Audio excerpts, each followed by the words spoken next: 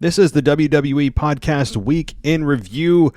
5 weeks, just 5 weeks separate us from WrestleMania, from the Super Bowl of wrestling. And we've got so much to get through tonight as WWE has made it very clear that they are going all in on Brock Lesnar and Roman Reigns. Not only going all in on them as the main event of the final night, which is really a true main event, but they have now made this match a title unification match. That takes things to a whole nother level. So we're going to dive into that really deep at the beginning of the show. And then, of course, there's much more to talk about that's going on in WWE other than just, as WWE puts it, the biggest WrestleMania match of all time. I've got something to say about that label, too. We're going to get everything going right after this. Dimes of Crime is a true crime podcast, but unlike any that you've heard before. Yes, they are a true crime podcast, but with a feminine twist. Richa and Haley are just two moms who talk about crazy crimes committed by women. Always with a drink in hand, of course. So if you love true crime and you want a feminine twist, you want something a little different to listen to, then take a listen to Dimes of Crime. You can follow them on any social media platform like Twitter or Instagram or TikTok at Dimes of Crime. And you can also check them out, of course, on Apple Podcasts, Google, anywhere that podcasts are available. Guys, check out Dimes of Crime. You'll be glad you did. Have you searched for yourself online lately? What did you find? The last thing you need is your home address and phone number readily available on the web to stalkers, debt collectors, and Karens. You need Privacy Pros. Privacy Pros works by pairing you one-on-one with a data specialist, monitoring over 160 sites, removing your information, and sending quarterly reports. Let Privacy Pros get their hands dirty so you don't have to. Visit privacypros.com/wrestling. That's privacypros.com/wrestling for more information. Start this new year off clean with Privacy Pros, the premier professional opt-out services. This is WWE superstar Drew McIntyre, and you're listening to the WWE Podcast. The champ is the one that everybody wants, me. It's going to WrestleMania. Claymore! Austin 316 says I just whipped your ass. This is my idol. You're going to acknowledge me. Welcome to the WWE Podcast Week in Review. Thank you for joining me here on this Sunday, February 27th, 2022. Hope everybody had an excellent week and that you're ready to gear up for March. March is only 2 days away, or maybe when you're listening to this, it already is March, but we are inching out of winter. We can feel baseball season. Some of you rolled your eyes, right? And a lot of people hate baseball. I gotta say, baseball is very polarizing. It just is. People find it very boring. Other people love it. I'm in the love it category. I know a lot of you just are so bored by baseball, but that's the season we're rolling into, and not just with MLB and March Madness, which is right around the corner, but also we have what we're here for. We're here for WrestleMania. We're here for all the speculation, all the possibilities, all the rumors, and everything else that comes with WrestleMania season. And WWE has given us a lot to talk about over the last several weeks. Some good, some bad, some in between. They've given us everything, whether they wanted to or not. And by the way, if you're interested in hearing my take on Cesaro, I did a video take on it on my website that is exclusive for VIP members on my website. So if you're interested there, head on over. Check out the new, completely redesigned website that we spent a lot of time and, frankly, money. I don't have time to resign it. I paid someone to do it, but I spent a lot of time on it, and I think it came out really well. Easy, clean, and it's, I think, a good refresh and coat of paint, so to say. And so check it out, because right now you can get those video updates as well as everything VIP that you'd expect, like ad-free audio. Ad-free audio is also included. And right now through WrestleMania, you can get 50% off the first month, which is $3. But if you put in this code of WrestleMania, you get the first month for $1.50. So now you may ask, well, I'm already on Patreon. But here's the thing. On my website, you don't get the video updates. So I'll be adding that along with some other stuff that's going to be coming down the line. Plus, it's kind of like a little way to put some money in our tip jar if you want to use the website and support us.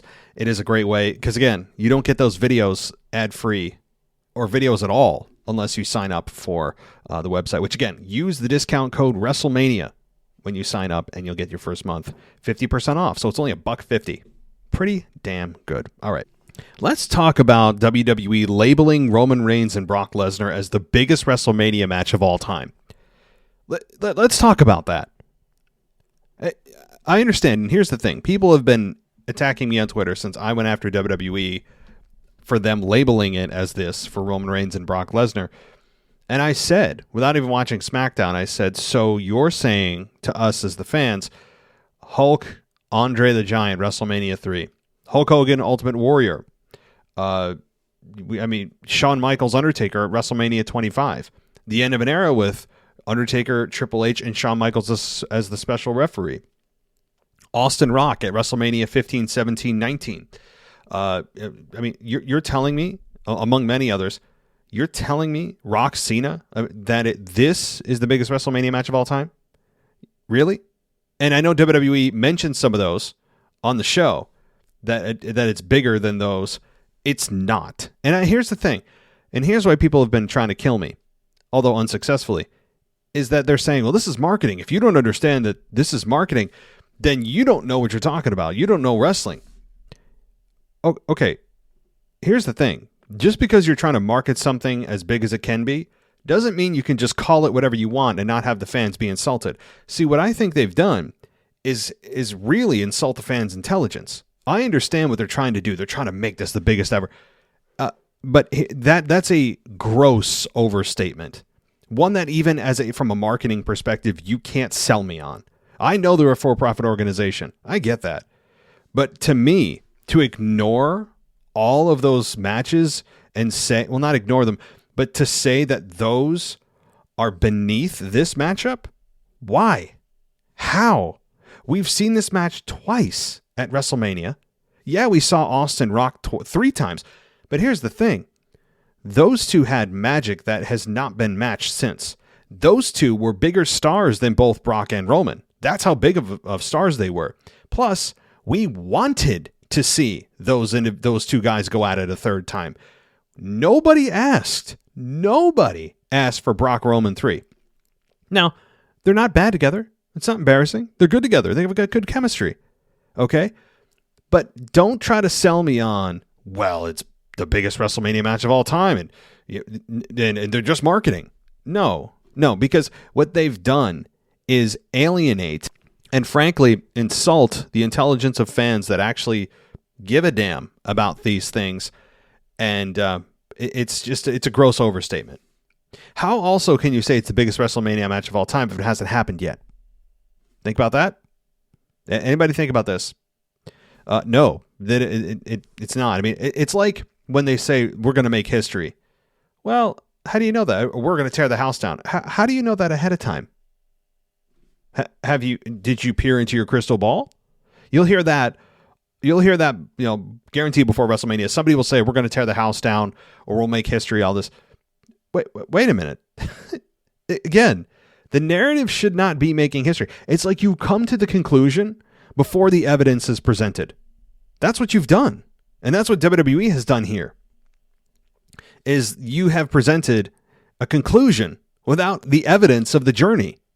So that's the worst part. I think that's the best possible way to explain when they talk about making history and they're going to tear the house down and we're going to have the best match on the card.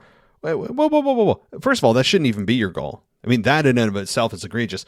But also, you're telling us the end. You're telling us the conclusion, the analysis, without actually having going through anything yet. We haven't even seen the match yet, which is just another way to expose the business.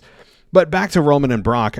So I wanted to get that out there because I know some people are coming at me. It's just marketing. If you don't understand that, you don't understand marketing. Yeah, I do.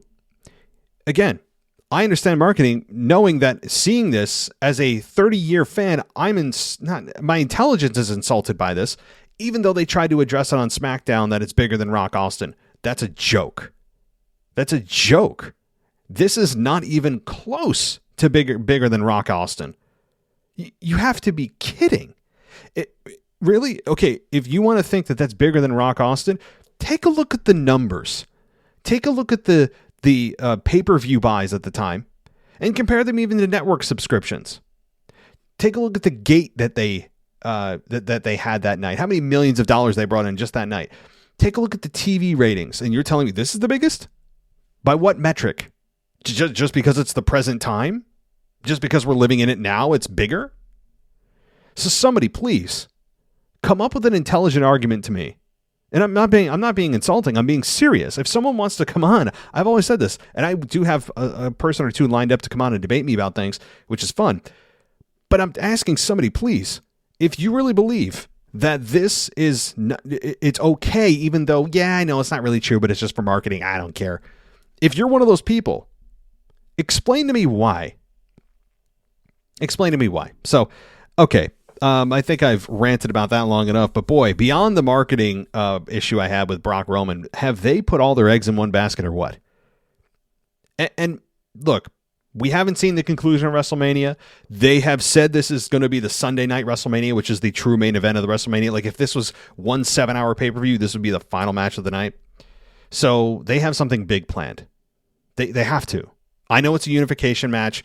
Brock has exactly zero chance of losing his belt at Madison Square Garden next Saturday. Nobody really cares about that because he's not going to do it. It's silly to even propose it. And then, they're trying to make this again the biggest match ever, whatever. But the thing is, they have to have something built into this match that we're not seeing, because it seems as if Roman's going to beat Brock here. I mean, early call. Early call is, I think, Brock. Did I say Rock? Yeah, I did.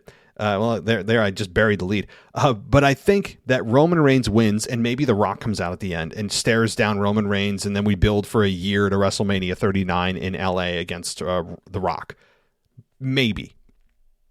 But that would mean that The Rock and Roman wouldn't happen for a year, which means that, Roman's going to be champion for another year? So, this is very interesting to me because I think they have something big planned. They can't leave WWE fans pissed off at the end of the show with Roman Reigns being the double champion, or whatever they call the new unified belt. I don't know what they'll call it. Maybe I made a joke that they're going to call it like the WWE World Heavyweight Universal Undisputed Championship or something like that. They'll come up with something. I don't know. Maybe they'll just simplify WWE World Heavyweight Champion. I'd be okay with that too. And what belt they decide to pick, I don't know. I mean, they're both the same exact belt, so I don't know what they do. One's red, one's blue. Maybe they just make a purple belt. If you mix the colors, maybe it's just a WWE logo with a purple background. I don't know. Maybe they change the belts. But again, beyond that, beyond the possibility of The Rock coming out at the end to at least leave the fans happy and maybe give Roman a rock bottom leading to a year build, beyond that, I see no way in which Roman loses this. I don't. It's a very, very. I think Roman is an extremely high odds on favorite to win this, because Brock Lesnar winning, I think fans would not be into. The fans may turn on this match anyway, as it stands. They may turn on this match. It's possible, because fans realize that this has done to the Raw roster and not allowing them to have somebody compete for a championship, and putting it in with a 20-year veteran and another guy that's already over on SmackDown that doesn't need to be put over any further. But again, beyond that, I think, again, the fans, I think, could turn on this. There's a strong chance. I don't think it's a foregone conclusion. But here's the thing. Here's the more interesting part beyond all this. Okay, Roman wins, right? He's the undisputed champion. Let's call it that for now. He's the undisputed champion. How does that work exactly? They had to have thought about this. I mean, even their lack of skill and foresight has to be something that they put to the side here and decide to exercise their intelligence, right? And say, okay, that means we're going to have one champion. How does that work with a brand split? Because the brand split's still in effect through September or whenever they decide to reshuffle things, or usually like early fall. So with one champion, how does that work? So Roman's the champion. Brock maybe goes back into his Saskatchewan farm and hides for a while. Okay, Roman's just floating on SmackDown and Raw, or maybe he's he picks a brand for like a month, feuds with somebody, goes back to the other brand. This is going to be Very, very weird. And the semantics of this are very interesting because you have floating champions, yes. Or you will. The only other floating champion you have is the Women's Tag Team Championships, which, by the way, are completely uncontested up until this week. We'll get to that. But this, to me, it's very interesting how they're going to work it. With a floating champion, I like less belts. That's the one positive. But how are they going to work this in exactly with a brand split where Roman's on SmackDown and then Raw's left with no top champion? Yes, you have the United States champion, of course, and you could work Damian Priest, whoever. So, I mean, there are the mid-card belts that would get elevated, which is a positive. But if you're looking for a top championship on a brand, that may not exist. That may not exist while the top champion is feuding with somebody on another brand. So, or maybe they just completely end the brand split. I don't know. I really don't. This is something that they're going to have to think about. That's the one kind of drawback of this is, okay, you have one champion. Less belts means there's fewer to go around, which means they're inherently worth more. I like that. And Roman is your top guy. There's nobody secondary to him. There's nobody on his level. All this, that's fine. But how do you manage the brand split? How does that work? So they'll have to think about that. If they didn't already, I just gave them a bit of a heads up. And let me just say, sadly, if I'm saying this and somebody from WWE is listening and they're thinking, oh crap, that's right. If anybody in creative, for some reason, is listening to this show right now, and they're saying to themselves, oh, whoops, didn't think of that. If they're saying anything along those lines, they should be fired. I mean, immediately. just gone. Okay. All right. The other interesting thing that didn't happen this week, but was advertised to come up this Saturday, or I don't know, sometime this weekend, Friday. No, Thursday. I don't know. Sometime late this week. Pat McAfee is having Vince McMahon on his show. Now, this is interesting to me because there's rumors floating around about Pat McAfee and Vince McMahon going one-on-one at WrestleMania. To which I'd say, what? Who wants to see this? By the way, Ashley Mann, great co-host, longest running co-host on this show. I'll have to have her back on soon. She had a great take on this too on her podcast. Go check it out. It's called the Kick Ash Podcast, KIKASH podcast. She has her own, does a great job. It's about time she gets on her own. She's not that I'm kicking her out of this show, but I think she has talents beyond just being a co-host. So I'm glad that she's doing that, and check out her take on that along with many other topics. Go subscribe really anywhere that you can. She's there. Kick Ash. Okay. So what I was getting at is, who's asking for this match? I think the answer is one man, and he's a step away from the nursing home. Yeah, he's a step away from probably being a dementia patient. Yeah, and that is Vincent Kennedy McMahon. Mr. Mumbling himself is putting himself on the card. Now, it hasn't happened officially, so it's hard to criticize something that hasn't happened yet. And I'm interested to hear Vince on Pat McAfee's show. Hopefully they can include subtitles throughout the show, because I'm very interested to hear not only what Vince has to say, because honestly, I am interested in anything he has to say. He's a fascinating individual and one of the most polarizing sports figureheads of all time. Across all professional sports. He is one of the most recognized names, and he is a very interesting person. So hopefully we can audibly hear him, and he learns to open his mouth and enunciate and slow down and not mumble. Mark my words. There's going to be probably a lot of there's going to be a lot of that. All right. And we're going to have to sift through the words and maybe slow down and say, Vince, open your mouth, slow down. Okay. That's what I really hope. Maybe I'm wrong and it works just fine.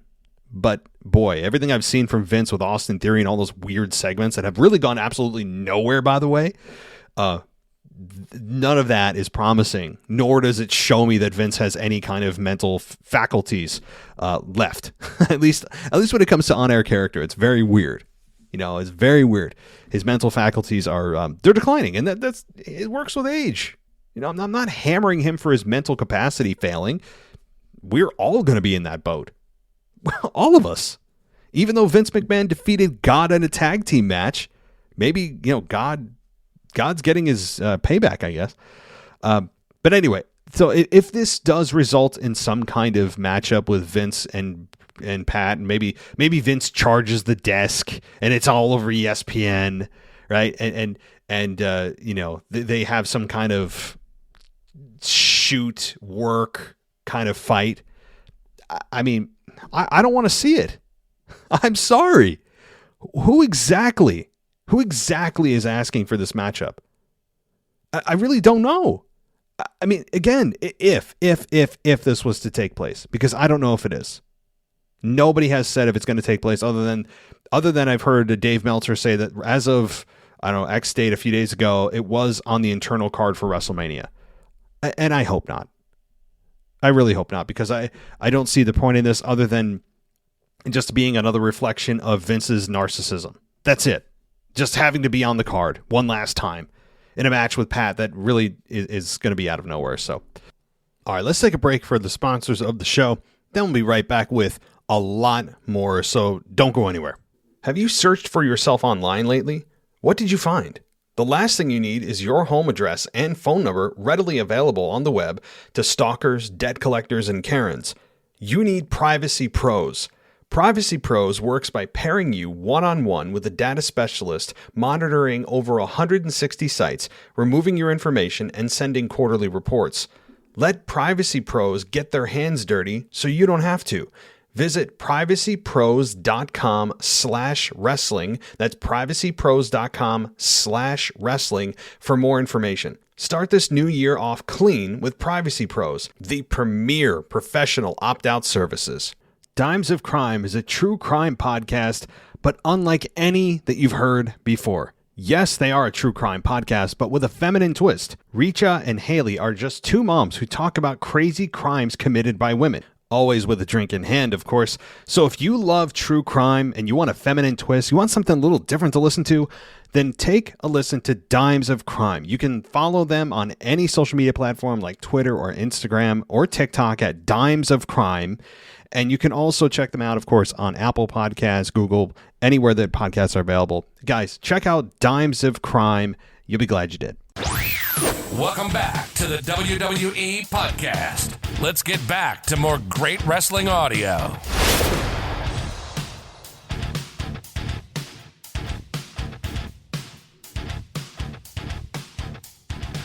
All right, everybody, welcome back, and let's jump into another topic.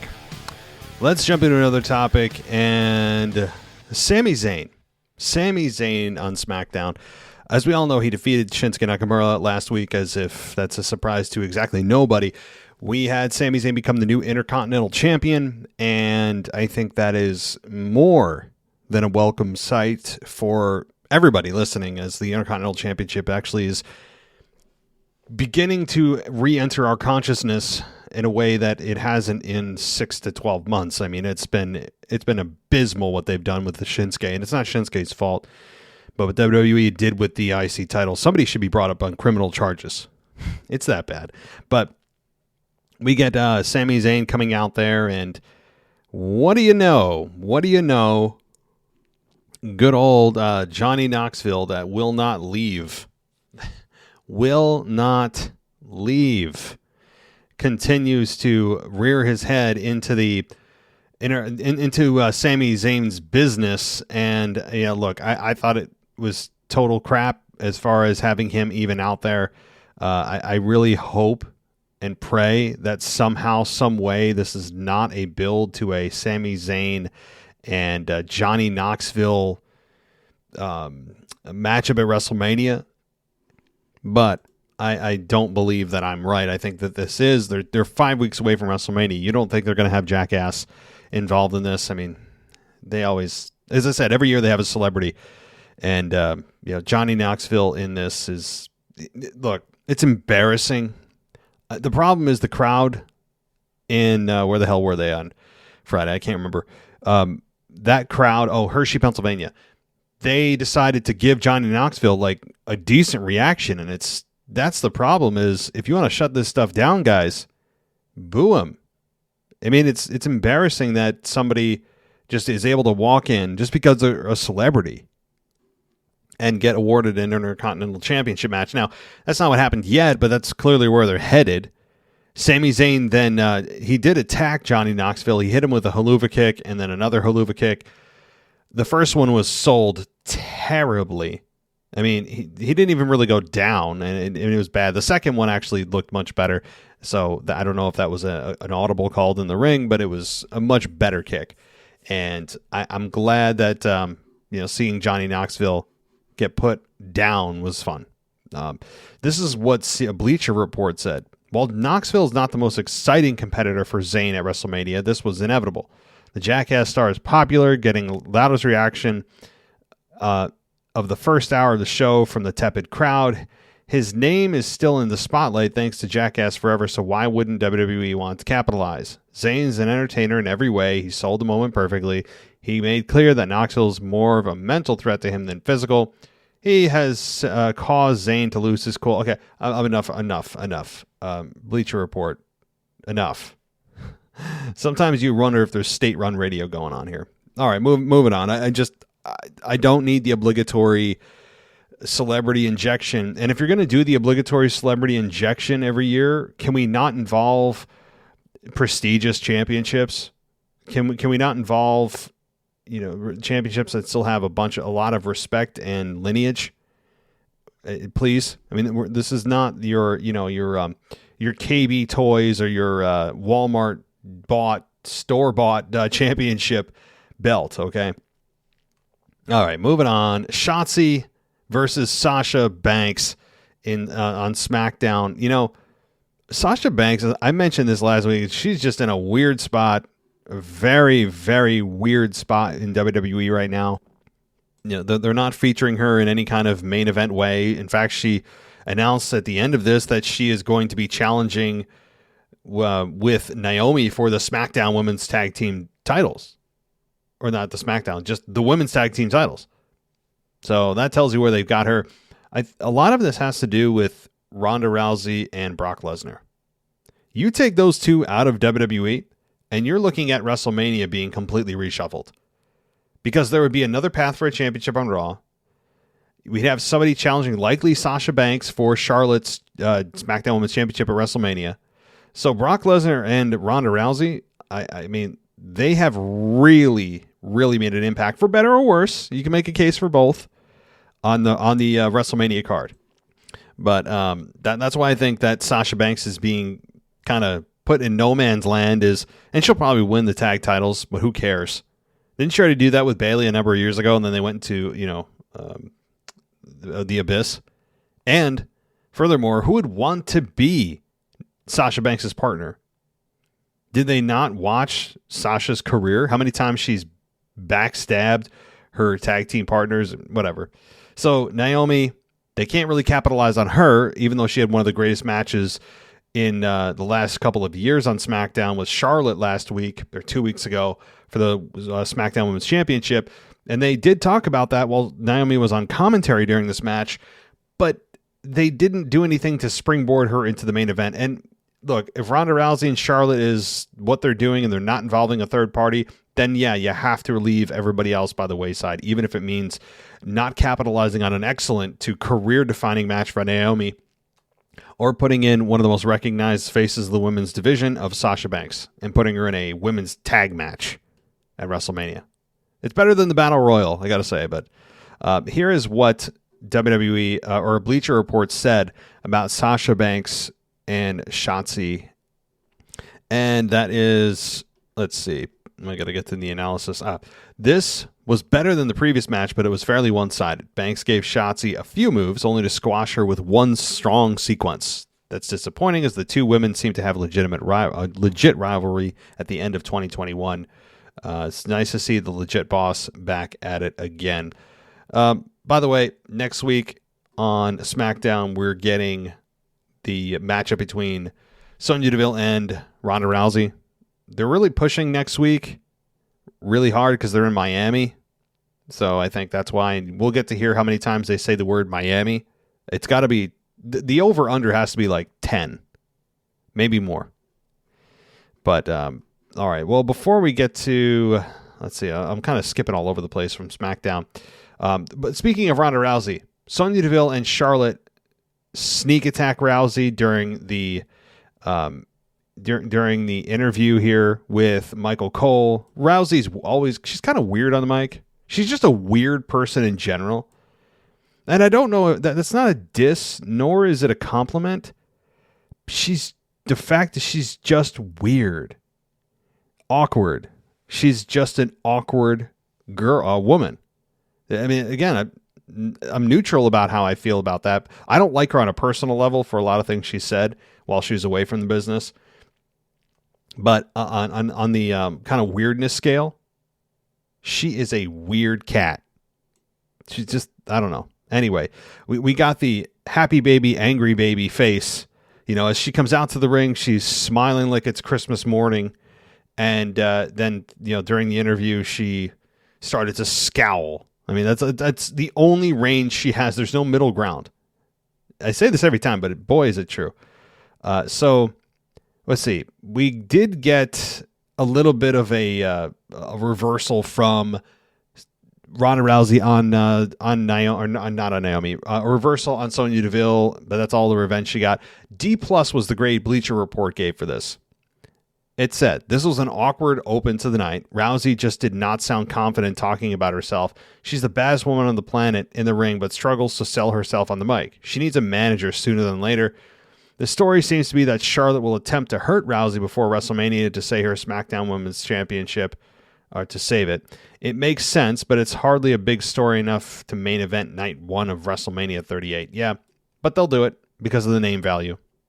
So, and that's exactly right. You know, Bleacher Report, I just killed them in the analysis before, but in this one, they're right. I give this a D+ too. It was not good.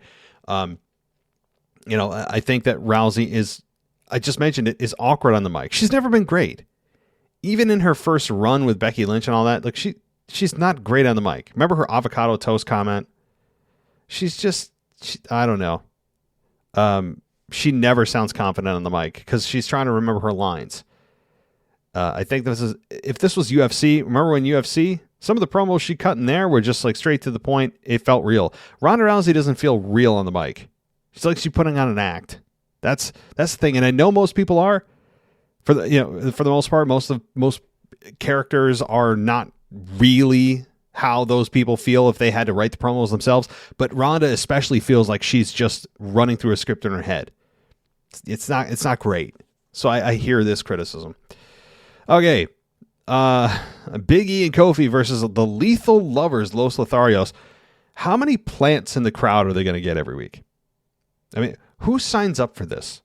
What I mean by that is the kiss cam that Humberto Carrillo and Angel Garza have at the beginning of their entrance to kiss some just perfectly placed happenstance fan that is of young age and is easy on the eyes and is willing to do this on camera and on national television. Yeah, we're going to see plant after plant after plant every week. I don't hate Los Lotharios. In fact, I like their gimmick, and they have gelled very well. They feel like a true tag team. I really do enjoy them from a wrestling perspective. And, you know, character-wise, it's fine. I really don't have a problem with them at all.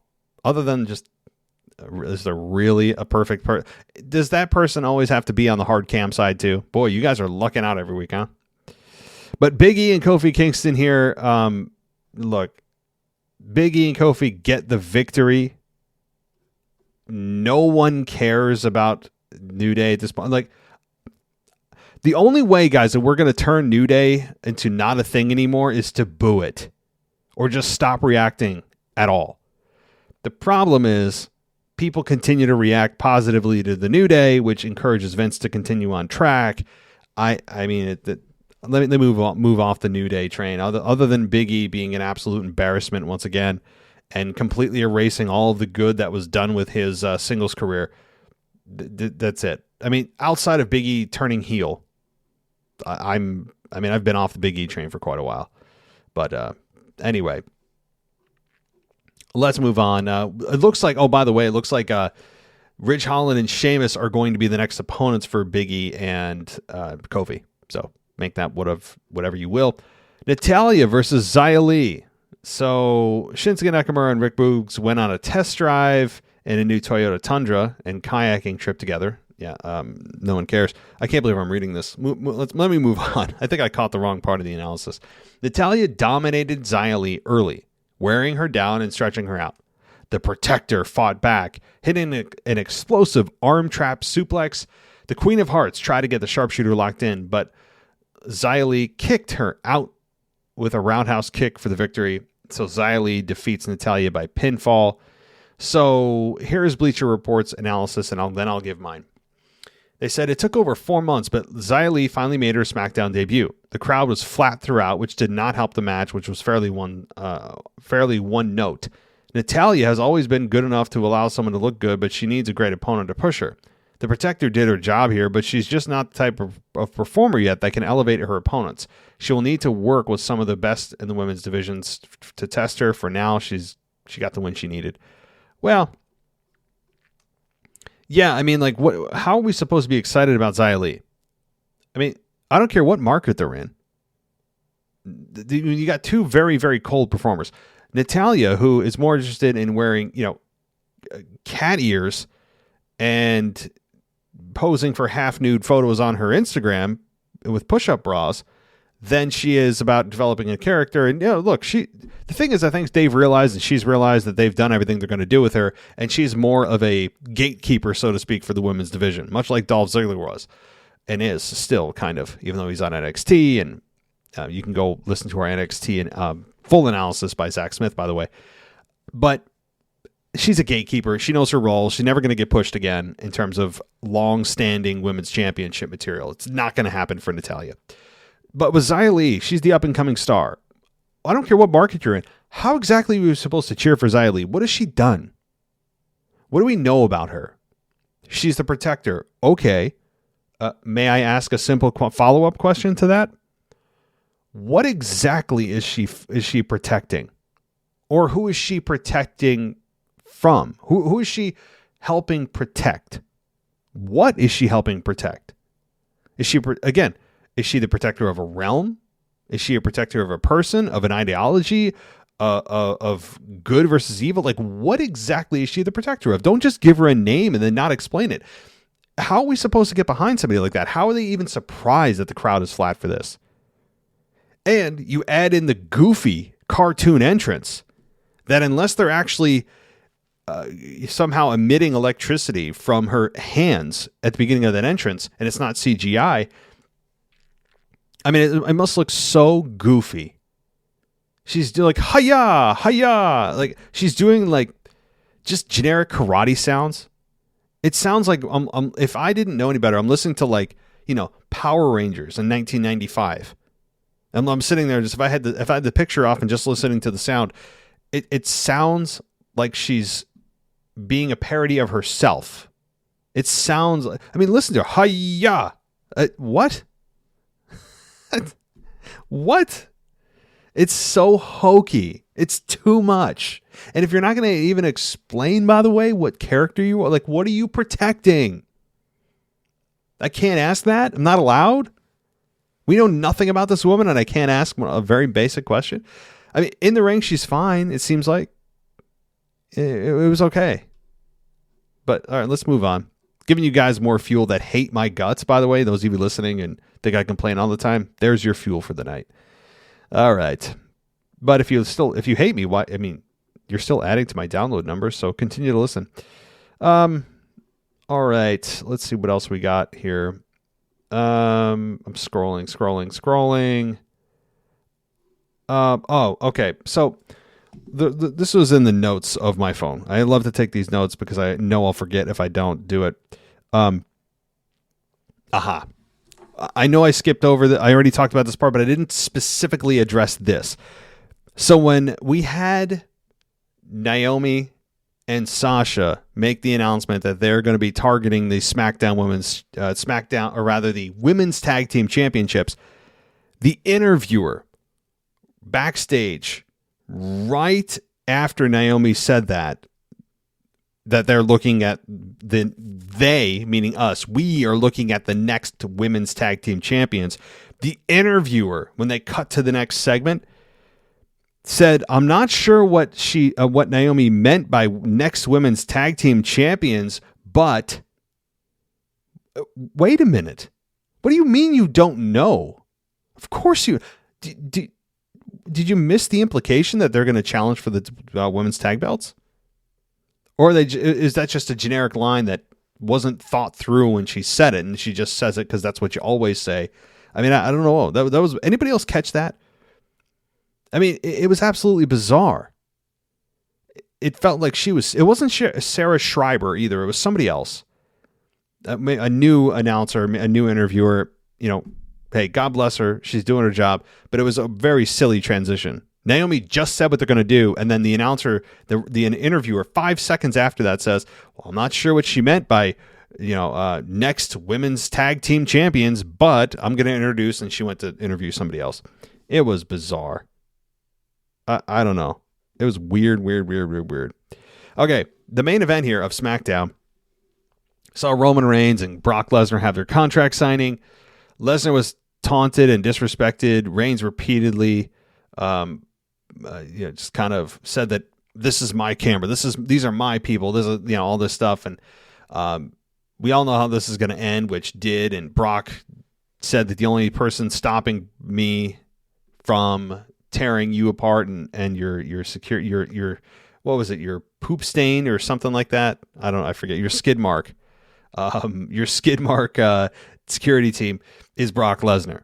And then he proceeded to, after they both signed the contract, to just completely, Brock Lesnar destroyed everybody as expected. F5 to one of the security team. We had Roman and the Usos escape through the up the ramp as expected to, and that was that. So these contract signings are so bizarre. I always say that too, because you usually know somebody's going through a table. And, while it's predictable, it's always fun to see who goes through it. But how can you say, like Corey Graves did last week on Raw, that it's now 100% official? Brock Lesnar will face Roman Reigns in the main event of WrestleMania. And then immediately after Corey Graves said that on Raw, we got Paul Heyman coming out saying, well, it may not be a championship. It may only be a Universal Championship because Brock could lose his belt on May 5th or March 5th. I mean, so you get that immediately following. And then you have the contract signing this week. So you're telling me you made something official. You advertised it as a billion-dollar company. You advertised it to fans as a definite happening. And then you follow up the following show, not the one before. The next show you do with these two on it, you have a contract signing to make it official? But I thought you just told me it was. I don't know. I think too logically, I think.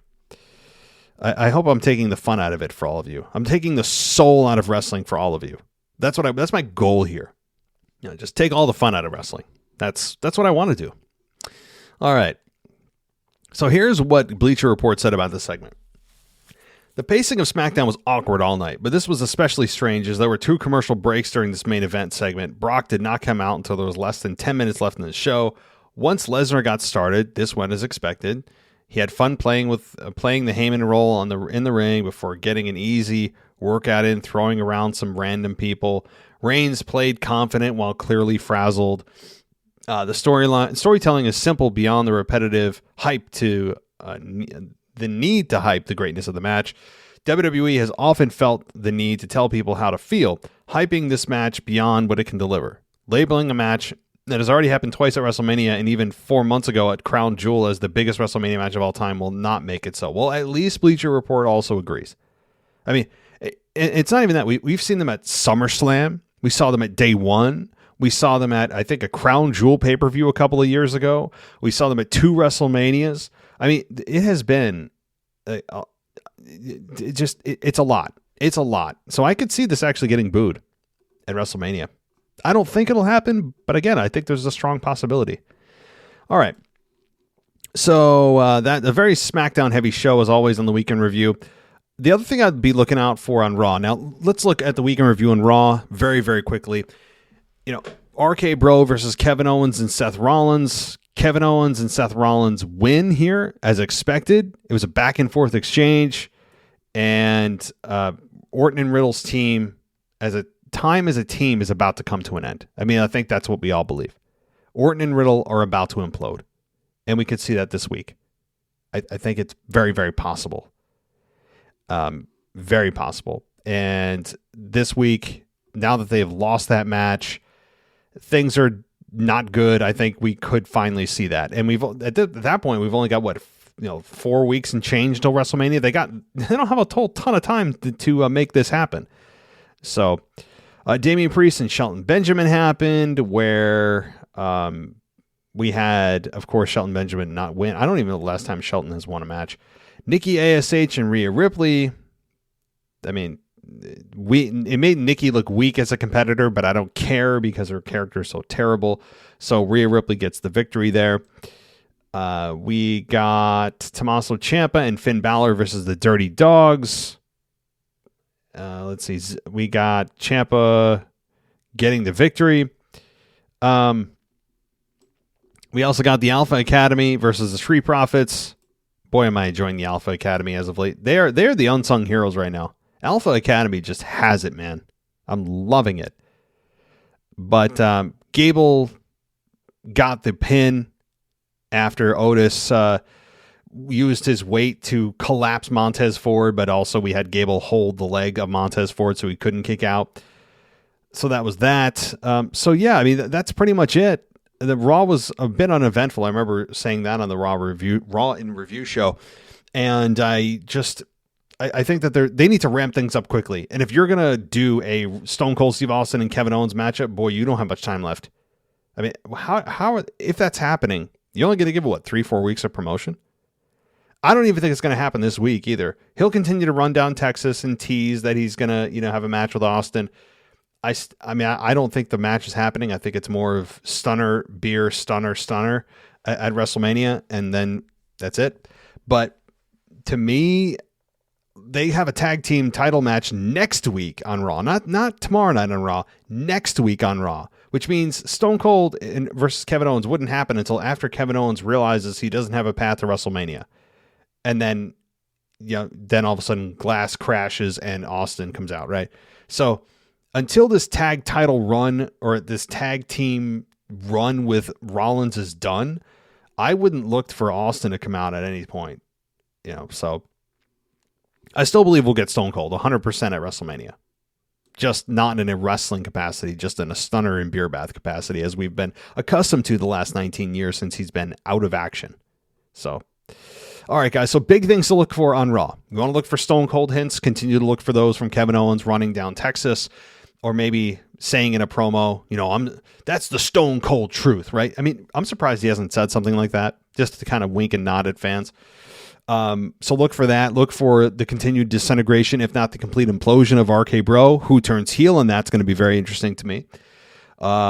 We continue to look for Bianca Belair and Becky Lynch, and there may be one-upsmanship or another face-to-face or whatnot. So there's that on the women's side of things. So it's an interesting Raw roster. Sadly, there's no championship for any of them to compete for at WrestleMania. Just pride and personal issues. That's it.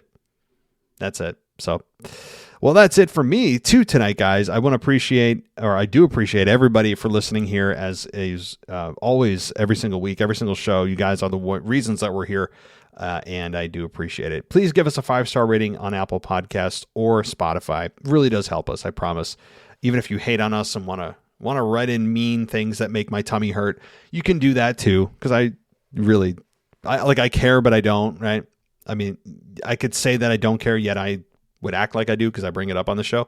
So that's what I'm saying. I kind of do, kind of don't. But I just, hey, you comment whatever you want. You love the show, you love it. You don't, you don't. It's not for everybody. But so that is it for me tonight, guys. Tomorrow I'll be doing What If with Anthony DeMarco. Tuesday is the Raw in Review, and I have a co-host for that. And then Wednesday's the mailbag, and then I get a breather starting Thursday night, Friday night, Saturday night. Those are like my nights to kind of decompress from this show, decompress from work, everything else. I still post stuff, but I don't record usually in those nights unless something big happens. So, guys, thank you so much. As always, consider going VIP on my page on WWEpodcast.com. You click the join button or the login button. It'll bring you right to my page, and use the code WrestleMania to get to get half off, which will end up being $1.50 for the month. Pretty good. And you get also video updates that you don't get anywhere else. You don't get them on TikTok. You don't get them on Patreon. But that's also available to you. Patreon's there too if you want to go. I mean, God, guys, Apple Podcast, I'm not going to make this into a big commercial. I'm going to stop there. Thank you, everybody, for listening. I do appreciate it. And as always, take care. I'll talk to you next time. Have you searched for yourself online lately? What did you find? The last thing you need is your home address and phone number readily available on the web to stalkers, debt collectors, and Karens. You need Privacy Pros. Privacy Pros works by pairing you one-on-one with a data specialist monitoring over 160 sites, removing your information, and sending quarterly reports. Let Privacy Pros get their hands dirty so you don't have to. Visit privacypros.com/wrestling. That's privacypros.com/wrestling for more information. Start this new year off clean with Privacy Pros, the premier professional opt-out services. Thanks for listening to the WWE Podcast. Don't forget to subscribe on your favorite podcast app so you don't miss a show, or head to WWEpodcast.com. And for all of these shows ad-free, head over to patreon.com/WWE Podcast. Until then, we'll see you next time.